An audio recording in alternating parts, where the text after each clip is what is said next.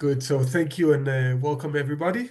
Rav Moshe David, who's supposed to join me, might join during the Shiur, but he has the how do you call it, um, like a memorial for Ori Ansbacher, someone who was murdered from Tkoa a few years ago, and so he had to go. So he might join us later, and in this sense, we can also dedicate this shiur Leilui Nishmata. Um, she was a very, very special young woman from Tkoa. Her story you can find somewhere else. Ori Ansbacher. So I'm with you, and that's a challenge for me because I really, as you know from my style from the Bet Midrash, I want this to be a Bet Midrash. I don't come here to give a sermon. A sermon I do in the synagogue. Here we study. So usually my companion is the other rabbi, and we study together, which means that today you have to step up because I don't have my rabbi colleague. So I need your help because studying alone is not, the Jewish way of study is not definitely not our Beit Midrash. The whole idea is that you study, sit and talk about the text and try and argue and try to understand and what is the purpose. So I look forward to hear and include you. Feel free to join in, discuss, argue, say something. I don't want to bore myself with my own thoughts about things, but I enjoy the fruitful debate and discussion that we have together. So I look forward to the way we will do it now. I haven't really tried it this in this way before, so this will be maybe a first. So let's hear you. The parasha that we are reading this week, Parashat Truma, we finished the most um, all the parashot up to now, from Shmot until Yitro. You have all the greatest story, like the Exodus and Ma'amad Har Sinai. So that's like the greatest stories of Jewish history. Then we have a Parashat Mishpatim that is that's the parasha that is written for lawyers. The whole parasha almost is rules and laws, and then at the end some story. But now we are in front of a few parashot that are some might say some of the most boring parashot we have. Why do I say that? In the coming we read Turma and Tetzaveh. Kitisa have different stories, including a beautiful, the whole story about the gold calf, the gold calf, golden calf. That's the name of the Egel HaZahav. Yeah, calf. And then Vayakel Pkudei, it's a repetition of everything we read in Tumat Tetzaveh. So four parashot that are a description of how the temple was built, or the Mishkan, the tabernacle, um, that was in the desert, and all the clothes of the Kohen. Basically, that's the topics in both this parsha next week and the weeks after Kitisa. So there are parashot that whoever is not a big fan of either making clothes or I know it's very popular today to knit. So those who like that can get some inspiration. But if you're not an architect, building the temple is okay. So it was 2 meter or 1 meter. Usually it looks a bit boring. The parasha. That's why almost everyone talked about the first psukim. That also what I chose today for the midrash is one of the first midrashim. But in general, I would say the whole parasha now is up to building the tabernacle. That's like the main topic that follows us the next five parashot in that sense, but mainly the two now and the two last ones in Parashat Shmot, in Sefer Shmot. So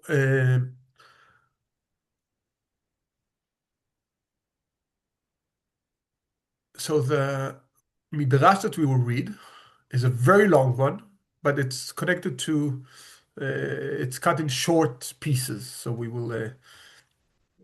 um, we will read it. I think we'll read it one by one. You understand the basic from the beginning, but we will read all of them because it's relevant elements. I will share the screen here. Yes. So the Midrash says as follows. And when I say as follows, I mean, can anyone else read, please?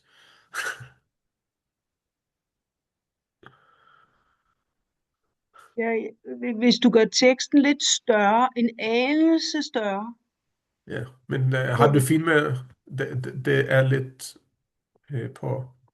But is there anyone who wants to read? Okay. Ja, good. Tak. Yeah, I can do. Jeg vil gerne gøre lidt. Så godt jeg nu Okay, du kan. kan begynde. Ja. Another matter. They shall talk me a gift. Should take me a gift. Yeah, This yes. is the first words of the parasha. ויקחו לי תרומה. Rabbi Berech Kia began. Yours, Lord, is the greatness and the might for everything that is the heavens and on the earth. You you find that everyone, the Holy One, blessed he be, he created a bow. He created below a bow and a bud and thick cloud as it started. See from the board, I don't know what it is, of Yeah, okay. your So I'll holiness. just I'll start with the beginning because you already go into the text. Okay, so the beginning. Rabbi Barachia, he comments the very first sentence because it says, they shall take me a gift. ויקחו לי תרומה. Okay? And then what usually the Midrash does, and we saw it many different times, they take a sentence from somewhere else in the Tanakh and interpret and connect the other verse to the verse that is here. There are verses that usually you wouldn't think that they have something to do with each other, but they find a creative way to connect the two. So it says, Rabbi Barachia begins, and then he reads a verse from the Chronicles, from the first book of Chronicles. Yours, Lord, is the greatness and the might for everything that is in the heavens and on earth. Um, and I just want to say I have the sentence in Hebrew.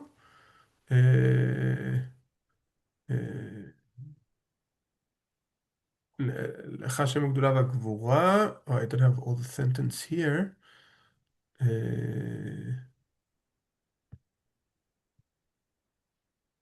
No, I need the full sentence. I saw it earlier today. No, just wait a second. I'll find the. I thought it's. I looked at a different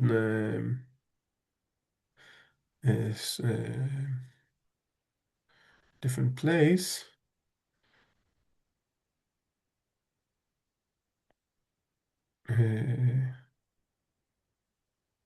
Okay, no, yeah, so it is the same. Okay, so you come and says now these two sentences apparently you can't think that they have anything to do with each other, right? They should take me a gift. This is like a sentence saying to the Israelites, they should bring me a gift. And then Rabbi Bracha connects it to the sentence, your Lord is the greatness and the might for everything that is in the heavens and the earth.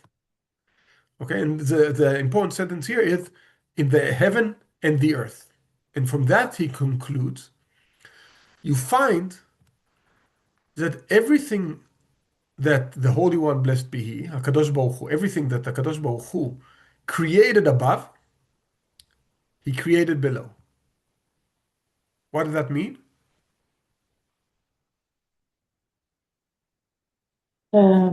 Different words, maybe? Like Yeah, what do you mean different worlds? there's I'm just like killgissa, but we are doing like the world of action here, right? Okay, And so there's this different is levels of our world we know, right? You're yeah. right, Sarah. We know our world. I hope Mm. we know. Like Yes. at least we think we know it. Mm. So this is our world. And then when we talk about above, The the the heavens heaven, are right? yeah. And it's also very clear from the sentence is that he says, heaven in the heaven and the earth, right? So you have in theory, what we understand here is that we talk about something mystical about the heavens, which we don't know a lot about the heavens, like the world of God, the world where God exists. And it started with saying everything that is in the so you will find everything that exists that he created above, he created also below, which is a very interesting saying that everything we see in the world here is parallel to something in God's world. We have Mm. our world and we have God's world. The heavens is God's world, and this is our world. I have no idea what I'm saying now. Yeah, like it's beautiful that you nod. I say it as if I understand what I say. Like I have no idea what does it mean. Talk about God and God's world and the heavens. I have no clue what's happening. Now I'm only trying to understand what is written in the Midrash, because the Midrash talks about the heavens and God's world, and saying that there is some kind of a reflection that says that everything that is up there exists here too. That's like the beginning. Okay. And Okay. then comes a long list, and it's a very long list of examples of things that exist in the world above, in the and in the world below, which is ours. We are the below, the heavens are above. Okay, so the first example here, above.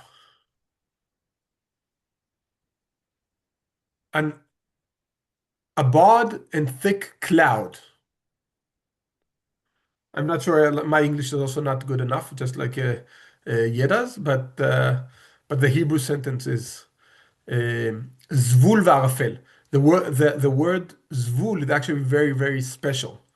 You know zvul from Zvulun, the tribe Zvulun. You remember? But the word zvul is something very very good. Zevel, I know today that Zevel is like connected to Pach Zevel, but actually Zevel it's like the what you put in the ground to make it better. So the Zevel is like Gødning. it's like soil, not soil. Gødning. Um, what's Fertilizer? the name? It's gødning. Fertilizer. Yeah, fertilizer, gulning, exactly. So the fertilizer, which makes it good, but it's also like many people remember zvul beiti fartenu, like it's about something that is very good, very beautiful, very special. The word zvul, but it's also a special word. It's not the regular word that you will. So they start. The Rabbi Brache starts with the first one. Says the above is this abode, this zvul. You have abode and thick cloud, zvul ve'arafel. Okay, arafel is like thick cloud or uh, well, how do you call it? What do you say when it's arafel? When you're inside a cloud, the Tæt tåge. Yeah. yeah, toe. Ja, tæt tåge. How do you say toe in English? Oh yeah. Wait. It should be Fog. an English lesson. Not fog. Yeah, Fog. yeah. Yeah, thank you. Thank you. I feel fog. But thick cloud, fog, which are like synonyms. So, so above, and now will come the examples. As it is stated, see from the abode of your holiness. Okay, so God, the prophet Yeshayahu, he tells God, look at us from the abode, from where you are, from your Oh yeah, zvul, oh yeah, yeah. which is like that's where God is, right? And he tells us, look at us from there. And then thick cloud, which we, all of you, we just read in the Torah a couple of weeks ago, as it is stated, Moses approached the thick cloud where God was. Okay, so God was above in the thick cloud, Elohim Barafel. And so we have in the description of the above, you have these two words, abode and thick cloud. Okay. Now, I think you can say above, abode is the same as a living place. living place. Yes, Yeah. because Zvul has this also that effect. And the reason is also especially because of what happened here. Um, yes. So, and you will see immediately why it says the living place, because this is not one of the words, one of the names that the Mishkan, that the Mikdash has is Zvul, and this is the next sentence. But we just saw that it's where God lives, this word Zvul, and the thick cloud is where God is. And he even adds, and it is written, can he judge through the thick cloud? Which means God is in the thick cloud, in this fog, in the Arafel, which we have in the book of Job. So we just proved that up in God's world, you have these two words, right? Simple? Or is it too complicated? Because it's both English lesson and okay. So we just saw three places where we can see that these words exist in the world above. And now below. So it says in the word in our world. Then Solomon said, the King Solomon, the Lord said that he would dwell in the thick cloud. Elohim amar lishkon barafel. That God said He wants to dwell in the thick cloud, and it is written in the sentence after, I have built a house as an abode for you. Zvul, okay? So the name of the temple says, I built a place for you to stay in, God, a zvul for you. So there is a zvul, like Yeshayahu says, there is a zvul, abode in the heavens, and now there's a zvul here, there's a temple. And there's Arafel, there is this fog up, and there is this fog, this thick cloud down, which means God resists here and here. Okay, that's the logic. Now, I'll just show you before we read the whole thing. Look how long this midrash is. Okay, it's quite long. All these quotes, each one of them is one of the things that is either above or down or below. Okay, so we're going to go through different examples. My main question for you today will be that which I also wonder about, and I want to hear maybe one of you have a clever idea to help me understand this. Is why do they use these examples? Like, what is the example the Midrash chooses to say exists in the world above and here? Okay, you got it. That's my question for you. So it's an open question. So the first example is maybe it's less relevant to go to the specific quotes, specific places, but I want to talk about the specific examples. that the Midrash chooses. So the first one was fog and a bod, the zvul and arafel. Good. So let's continue. Now someone else can explain because you understood how the logic is. So someone else can read now and explain. Nigal, you turned the video off just to make sure I won't ask you to do it. I can read. You're very welcome. Could you just point where we were, or where We came to here, above. Yes. I'll take it up here. Thank you. Above, seraphim were standing above him. Below, standing acacia wood. Above, cherub. Okay, you need to explain. I also have to explain it. I thought Of other would course. be explained. Okay, I'm not sure I know what seraphim is. That's important. Yeah, I think acacia wood. I know acacia is a type of tree, but Yes. I don't know what seraphim is. And then Seraphim are kind of angels. Okay. Yes, seraphim are kind of angels. Mhm. But you could say, and I could say many things, but at least we have something about the interesting part is how do they make this connection? So what does the Midrash say? Seraphim, it's kind of angels, another name for angels. Mm. Seraphim were standing above him. That's above. That's in the heavens. And what's below? Wood, standing acacia wood. So Yeah. So how do you connect these two things? Standing, exactly. Mhm. So it's actually so here the connection is not the thing, but the way they do. So the connection is something stands up in the skies and something stands down on the earth. And the standing here, of course, is in the temple. Here it's in the tabernacle. It's a Shmot. It's actually from the parasha that we read, from Parashat Truma. So we have two things standing. Something standing up, something standing down. Good. Let's continue. do you want me to go on? Yeah, you very well. It was very short. You can continue another one. Above, cherubs, as it is stated, who abides upon the cherubs. Below, the cherubs shall be. Yes. So what is that? I don't think I know what cherubs are. So I'm not doing a very good job here. Merkaba, part of What are cherubs? angels.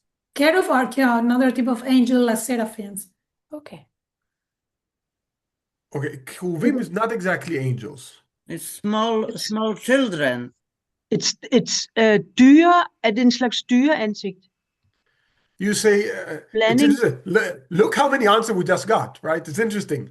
We just got three very different answers. Children, angels, and some kind of animals. Yeah. No, children with the wings. Children with wings, of course. Oh yeah, winger. They Yeah, can't have winger. children without wings.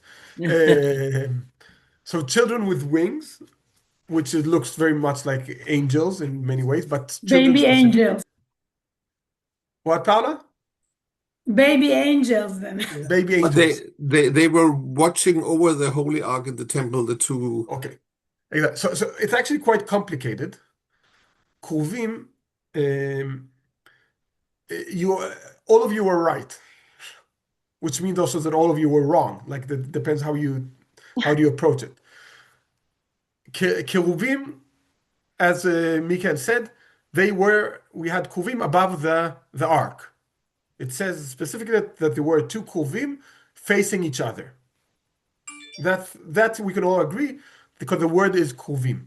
The problem is that we're not sure what exactly the Kruvim are.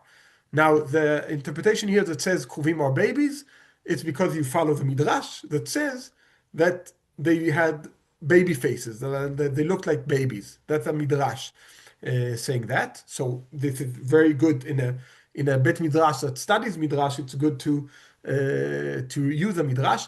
In the Bible, it doesn't fit so well. In the Bible, we have two options.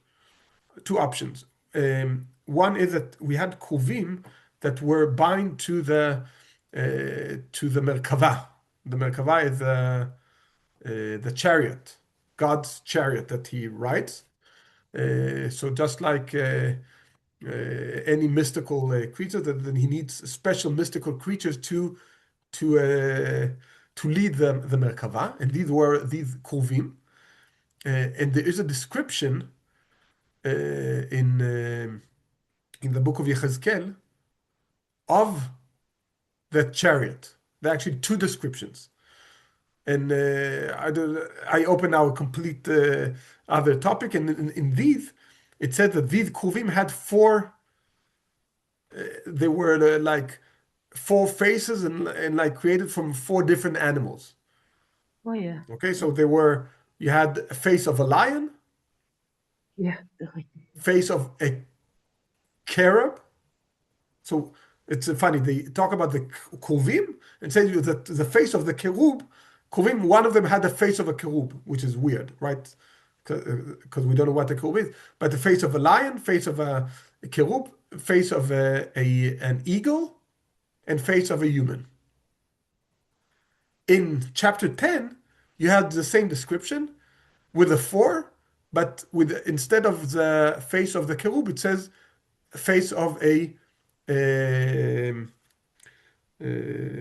how to say Tur. Ja, okay. Syr. How to say Tur? Show. A male cow. Ox. A bull. A bull. A Bull. bull.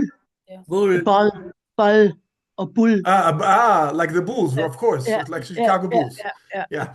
So it's interesting that the word kruv turns in chapter 10 to a bull.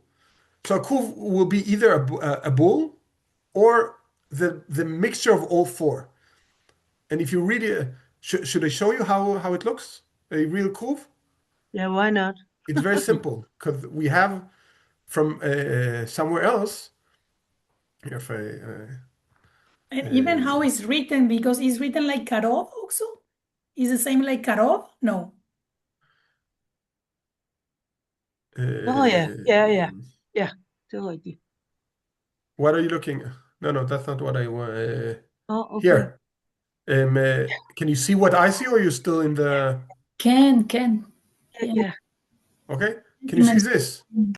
ja, fint. So you can actually see it in the Louvre. No, okay. Huge, like it's 3-4 meters, but you can see a mixture of. You have a human face, wings of a eagle. The up, it looks like a lion, and the body of a bull. So these four animals that describe the kiruv in Yechezkel, here you can see very simple. So it's probably that is probably something in this direction. People, yeah, I hope no rabbi will quote me now and say, how can you say such a thing against the Midrash of that? But I just follow the book of Yechezkel there. And okay, so Kiruv, it's actually not very important to know how it looks like and what it is. The most important thing is that the Kiruvs are on Bill. They are the thing that are in God's chariot. Yeah, just like Isaiah says, who abides upon the Kuvim that are under God, and then it says below the cherubs should be a Kuvim. Again, it's in our parasha. Okay, so also this we had things standing. We had Kruvim that they should be above the ark in counted. But so we have keruvim above and keruvim below. Great. Let's continue. Next, who wants to help Nigar? I can Yes, read. Sarah. So it's from here, right? Above. Yes, Above we the are. Yeah, here. yeah. Ugh. Oh, Now I'm sorry, I mix around. Every time I touch it, it goes crazy. okay. Now it's good. Above the wheels were borne parallel to them. Below, the workmanship of the wheels was like the workmanship of the chariot's wheel. And likewise, Okay. oh, Yeah. I hope. Should I continue? Yeah, it should explain. I should explain? Yes. Yeah. The workmanship. Okay, so we had above the. It's the same kind of building construction. That's how of the wheels Yeah, above and the and the wheels. main thing is that we have wheels, Yeah. right? We have wheels. Great. Continue. So the main thing is to find what is the thing that you have above and below. Mm. And likewise, and behold, there was one wheel on the ground. Above, the Lord is in his holy sanctuary. Below, the sanctuary of the Lord. The Yes. sanctuary Okay. of the Lord. So Okay. very simple. This one was easy, right? Yeah, so he's in his holy sanctuary above and also below. The Yes. So sanctuary of the Lord. we have a kodesh. We have a sanctuary. Mm. Good. Continue. You're good at it. Above, the kings of hosts flee again and again. Below, the hosts of the Lord departed. This one Okay. I'm not sure I understand. Like, what does it mean? The kings of hosts flees again and again. The king of hosts flee again and again. That comes from from uh, um, from the Psalms. So the king of the host is the word host. It's tzvaot. It's like armies. Armies. Yes. So it's like different army units. So you have malchei tzvaot Mm. flee again and again. So they flee again and again, like they're cowards, or it's in a negative way, or? Or yeah, something in that direction. Yes, yedudun, yedudun. It's a special word there in the Psalms. But the important thing that we have King of Hosts, Malchei Tzvaot. Yes, and then below the hosts of the Lord departed. Yeah, So and here also we have something left. Tzivot Hashem. Mm. So we have Tzvaot above and we have Tzvaot here. We have these hosts, armies. It's more like army units. But it's yeah, it's the word is tzvot. Yes, great. Okay, so I continue. Above, let there be a firmament in the midst of the water, and let it divide between water and water. Below, Okay, where did this come from? Bereshit. Bereshit, of course, from the description of the creation. Yes, that we have firmament in the midst of the water, and it let divide between water and water.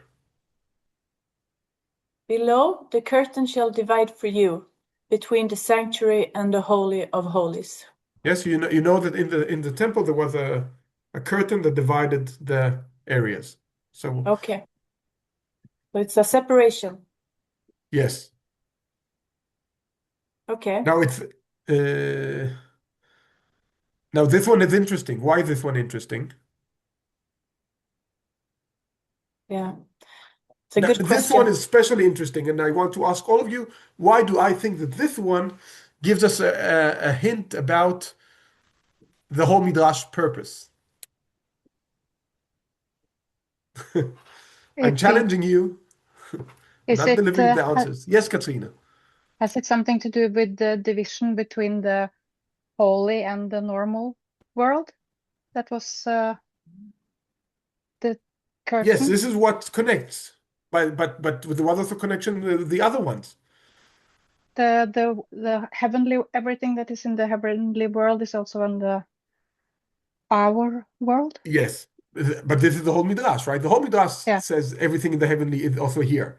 Yeah. And we have here a specific one that comes and talk about the rakia that divides the water, and here below we have the parochet that divides between the holy. So we have things that divide both up and here.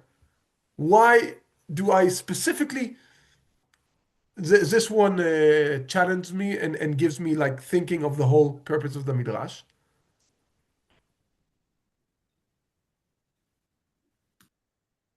But it's strange to me that the water is above and not below. Like, okay, what do you say?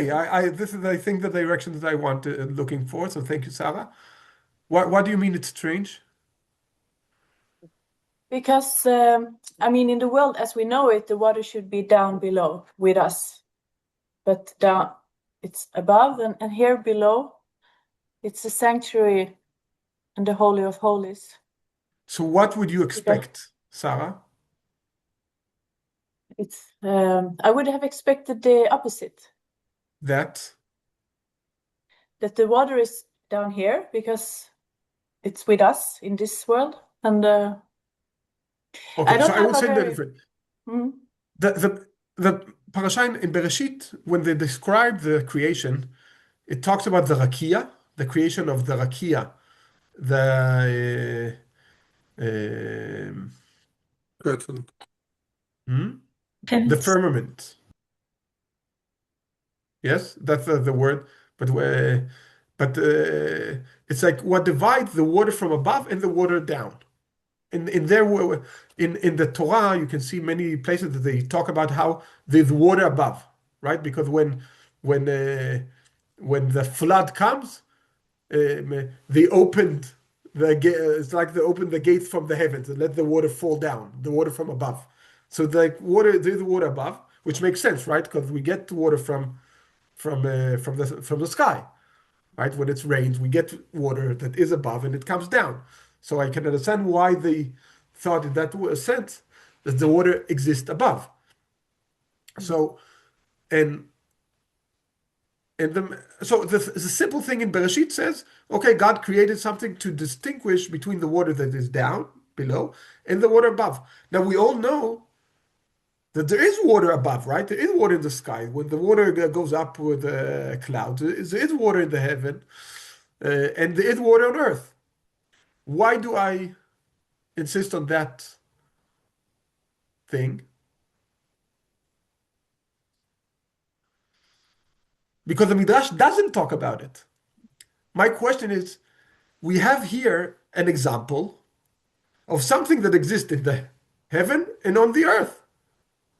And instead of saying there's water in the heaven and the earth, the Midrash comes and says there's something dividing in the heaven and the earth. They can say both, right? Like the Midrash can come and say there is a division in the heaven and in the earth, and the Midrash can say there's water in the heaven and in the earth. But the Midrash ignores the water. Do you follow my thinking? Yeah, like this curtain is like the firmament. Is the firmament Yes. that divides the water, so we have the curtain that divides us from the Kodesh HaKodeshim, because Yes. we cannot come inside. You're right. So there is a division in both places. But my question is, why does the Midrash choose to say only about that thing that exists, things that divide, and don't say anything about waters? What I'm saying here is that it's a choice. The Midrash chooses which elements the Midrash wants to talk about that exist in the heaven and the earth. It doesn't say anything that exists in the earth and exists in the heavens. They don't talk about water. They only talk about the division. Do you follow? Yeah.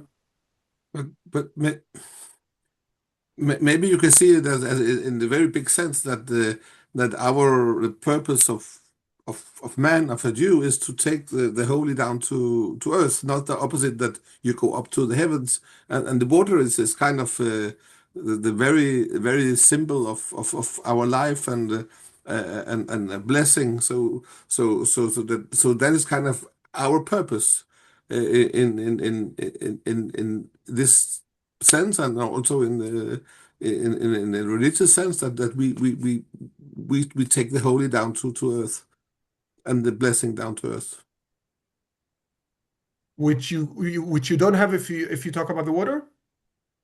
No, I say that you don't have to tell us that we have water in the earth, but that there are waters in the heavens is a kind of and it's just not falling down. You have to bring it. That there is a divide, and you have to take it down. Well, okay, very special thought, that one. So these are things that you need to do. This is Yeah. what you say? Yeah. Okay, that fits the most of the things. Like, I don't know how that will fit the tzvaot, for example, God's host. Most of the things here it fits. The tzvaot is like maybe not the perfect fit to what you. But I definitely I think I will go in your direction. Yes, Sarah. Yes, I was thinking more about when God created the world, it's also dividing into light and darkness, something like this. I don't know, in connection to that, like dividing parts. Yeah. In Between, general, you're right yeah. that the whole story of the creation is a lot about division. Yes, and About then division to something, different dividing. Yes, so this can also come to the ideas of a divide. But even then it's very interesting the choice here that the division, which division is it that we find on earth? It is the curtain in the temple. Like, this is the division we find on earth. And you're right, Sarah. There are many other divisions in the world, but which division is it? The Midrash chooses the curtain that is in the temple that separates the holy from the profane, like the holy of the holiest and the sanctuary. Yes, Mira. Just a thought, and maybe it's on this side, but I'm thinking that like water and also the sanctuary and the Holy of Holies, originally it was, I mean, the division is only created. I don't know if you can say that it's an artificial division, because originally everything is one. Did that make any sense? You could. Or I don't know, that we could see it as like this division is something to What you, overcome, or I think what you say, if I understand you correctly, about the artificial aspect there, that's a very strong statement if I connect it to what Michael said before. yeah, Because yeah, Michael talked about what we need to do here. yeah, And if I add what he said to what you said, like the creation we make here that separates, yeah, create holiness among us, which is something that in the past was one, but one doesn't separate holiness from profound. If everything is one, then it's always on the lower level of we have to find the common ground that is like the lowest common ground that we have. yeah, And when as soon as we start doing things and separate them, we actually decide to take it up, like take yeah, our level up, and not finding the common ground, the one that we can all say yes to. No, no, we actually we try to aim high. yeah. Nigar, yeah. Just a clarification question. When it says the curtain shall divide for you between the sanctuary and the holy of holies? Do they mean the sanctuary that we would build here on earth and holy of holies as in God and No, no, up no. in the That's heavens? in the temple. There was inside the Holy of Holies, the like the inside part where the ark was.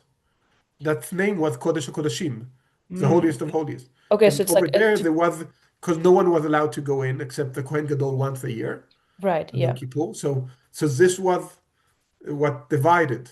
There was a yeah. parochet standing and separating. So it was like separating something physically here on earth. So two Yes, physical places from each other. yeah, the Okay. holy and the holy of holy. Yeah, because like I was just thinking that maybe like the reason why they don't focus on water is because, as you also mentioned before, water is not the most important element here, but it's the separation. But then also it's maybe important to think of what exactly we're trying to separate and what different things we're trying to separate on earth and up in the heavens, right? Because up in the heavens it says you would be dividing water and water, which I'm not sure I understand the meaning of. Yeah, But down here you'll be dividing between two very special places for a very the good holy reason, and the holy. Yeah, right? So was just trying to see if there was like a, I don't know, yes. something there. Okay. I want to quickly go through because we won't be able to read all the examples. So I'll tell you what the last examples we have. Um, it brings about Kiseh Kavod, like God's throne. We talk another word of Gdudim, of like God's again armies, a different word of armies. Then a very interesting um, above there are the stars, but it's important which stars. It's when God tells Abraham, yeah, I'll do it in a way that you can follow. Um when God tells Abraham, behold, uh, uh, yeah, sorry, here, and count the stars to see how many you will be, and then in the Tramim, and it says, and behold, you are today as the stars of the heaven. That which stars do you have? You have stars in the above, and the stars on earth. It's the amount of people of Israel. It's ככוכבי השמיים לרוב. You've been so many as the stars. Then you have the האיש לבוש הבדים. It's an angel wearing clothes. The garment in linen, and below he shall don a sacred linen tunic. The Kohen, the priest, has ketonet bad. So the garment of the Kohen and the garment of the angels. And then Malach Hashem, God's angel, and God's angel down. Uh, you have a description of an altar here. Here, he took it from upon the altar above, and of course, you should make for me an altar of earth, Mizbach Adamat Seli, which maybe, Michael, you would like here connecting to what you said before. You should make. It's not only that there's an altar, that choose to take the full sentence of that you should make an altar. Then above and stretches. I'm always I look on the Hebrew. Um, Stretches them like a tent. Okay, so it's God has a tent above, and how goodly are your tents, Yaakov. Matovu alecha Yaakov. What we have written on basically every synagogue. What you say when when you enter a synagogue. Matovu alecha Yaakov. So tents. God has a tent. We have tents here. Notesh shamayim kayeriya. Spreads out the heavens like a sheet, and below 10 sheets in the again in the tabernacle. And then the last one, above, light rests with him, unehora imei shara, and below, pure olive oil pressed for illumination, lema'or. So he has light, and we have olive oil for light. These are all the examples, okay? What can we in general say connects these examples? Yes, Katrina. I don't know if it's completely wrong in this setting, but it reminds me very much of Platon's idea world, the idea world where the real things are, and this bleak things that resembles the real ideas in our world. I don't know if it's completely wrong in this setting. There's something about it. You're right. Like the ideas is like the world of God. Of course, that's the perfect, the ultimative. And here's a kind of a copy. You said like you try to copy what you have in the ideal world, in the world of God, you have here. But what connects almost all these examples, and I might even say all the examples, what is how we could have found other examples of things that are in the heavens and here on the earth, which we didn't. So what connects them here? That everything corresponds. In which way? That like there's always some kind of equal what we see or what we You're right. They're experience. all equal. I agree. But I say which examples? These examples specifically, what connects them? What makes them one? I think it's not very complicated. Yes, Katrina? Could it have something to do with making a place for God on among us? Yes. If he is already everywhere, why shall he live inside a temple? Yes, you're very right. Almost all these examples, and even the examples that doesn't fit, they fit in a way. They all talk either about the temple or about Israel. And when we talk about Israel, it's like will be the Kochvei Hashamayim and the Tzvaot, the armies. These are the three examples. All other examples, except these three, are things that are in the temple. Okay, even when we talk about clothes, you could have talked about clothes that you have everyone else. No, we talk about the clothes of the Kohen in the temple. We don't talk about only the. You could use the word. Okay, above you have bad garment, and down we have garments. No, we talk about the Bigdei HaKohen. We talked about specifically when we go about division, we talk about the division that exists within the temple. So all these examples, just like Parashat Tuman, you can imagine when the rabbi Rav Brechia did this sermon, he came with this midrash. It was when it was Parashat Truma, like he came to that parasha and then talked about the content, the Parashat Truma, which is building the temple, and says this temple, every aspect in it is connected to what exists above in the divine. Okay, so this is a basic thing of now you are building, just like Mika said, you need to build, you are creating. It's not things that exist in the world here. It's things that you build in the world here. It's things that you can only find in the temple. You don't have the Badei Kodesh other places. You don't have the division, the parochet that divides the Kodesh or Kodeshim from the Kodesh other places. It's only thing that you will build in the temple. This is your responsibility to create a temple that will be a symbol of what exists in the above here. So this is your creation of the divine. It's our responsibility to bring the divine down to earth. This is the Midrash. You are creating the divine. But now comes like an interesting twist to take up. Try to imagine he stood and talked and brought all these examples and all these quotation, and then comes the last sentence where he doesn't turn things upside down, but gives them a whole different meaning. So that are the last sentences. Please, someone who wants to read. I can read. Yes, you're welcome. So from moreover or from Yes. no? Yeah.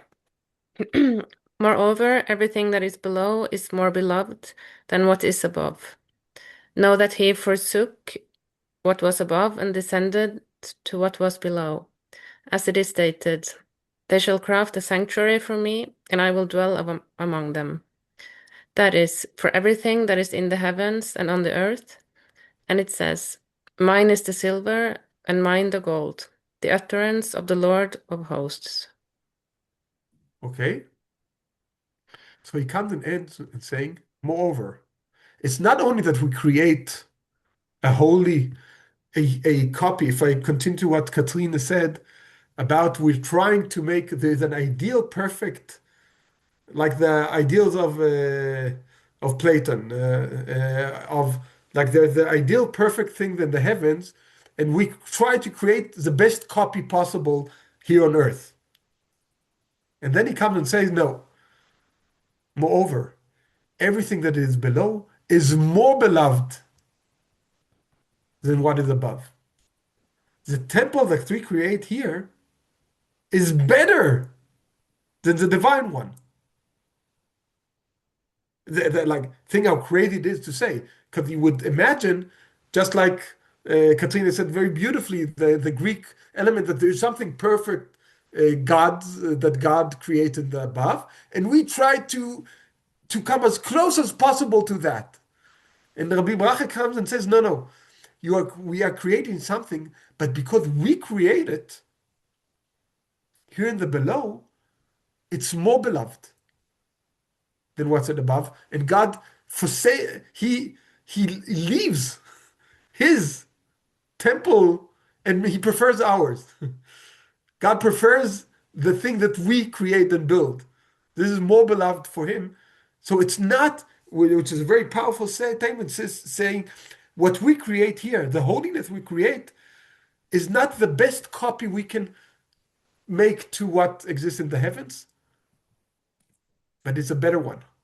It's taking the elements from there, but because we make it, then there's love in it. It's more beloved. God prefers it. There's something about, because God's won this place that he didn't create. He wants this place that you create, that we create. This is the thing that God wants. So he leaves the perfect palace that he created, like how we started, right? We said at the very beginning, you find that everything the Holy One, blessed be He, created above, He created below. But as we read, He didn't create below. He told us to create it. We created it. All the elements that were in the temple, we made, we built. This is Parshat Truma. We are supposed to build this. And when we do it, this is something God wants even more. I would say this will be the difference between, with all due respect to a perfect painting or thing like that. We all know that when our children make something nice, that they really put an effort into it. We as parents, we love it much more than the greatest artist who made something. Even if it's something we ourselves made. When our children made something that is nice, something that they really put their heart into, this means much more to us than anything. And I think this is the goal that we have. So you can say it connected to the temple that we want to that we get the goal to create in the Torah, but the idea of our creation that comes and copies the ideal that comes from God, but we make it in a way that is loved when we are the ones to do it. Yes, Mikael? Yeah, but you said it already at the beginning that you said that now are five whole portions with the first how to build it and how they build it. It's I think it's 300 or 400 psukim, and the creation of the world is 30, which means that what we are that is exactly what you say here, that the Torah and our life is about what we are doing, not that is the worship of God and what we do as human beings, and not the creation of the world. We are not worshiping that. Yes. And then we need to create of course, we need to create it in a way that copies what God wants, right? Like not create whatever we want. So we create something that is like the one God created, but then when we do it all full-hearted, this is what God wants and prefers, and He will leave and forsaken His to go and be among us through the work that we do and create. Great. Thank you so much for participating and being active, and you were great companions. So we might do it again, but next time you will get two rabbis, as far as I know. And thank you for Thanks a an lot. interesting Thank you. Sure. Thank Thanks you. a This lot. too was very interesting. Yeah, Good. bye. Super Thank top. you. Bye. Bye bye. Bye. Shabbat Thank you so shalom. much. Shabbat shalom. Not taking